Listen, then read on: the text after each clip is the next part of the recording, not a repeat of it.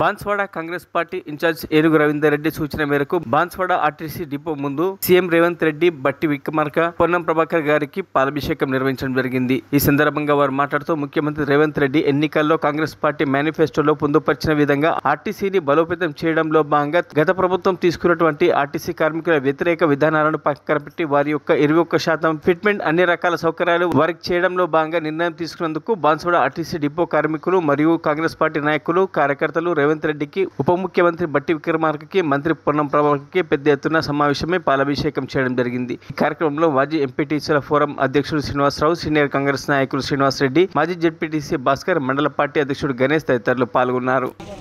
ఈరోజు ఆర్టీసీ కార్మికులకు 21% ఫిట్మెంట్ ఇచ్చి గత ప్రభుత్వంలో కేసీఆర్ గారి నాయకత్వంలో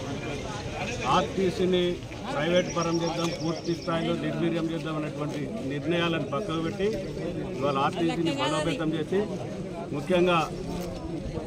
ఈ ఫిట్మెంట్తో పాటు ఏదైతే మహిళలకి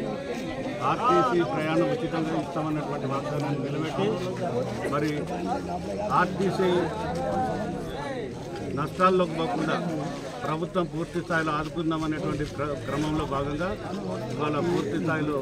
ఈ రకమైనటువంటి ట్రీట్మెంట్ నుంచి కార్మికులతో ఇవాళ రేవంత్ రెడ్డి గారిని వారి మంత్రివర్గంలో ఉన్నటువంటి పొన్నం ప్రభాకర్ గారు వాళ్ళతో పాలాభిషేకం చేసి ఈ కార్యక్రమం బాన్స్వాడ డిపోలో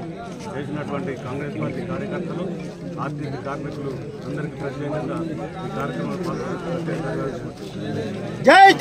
మరిన్ని అప్డేట్స్ కోసం మా ఛానల్ని సబ్స్క్రైబ్ చేయండి.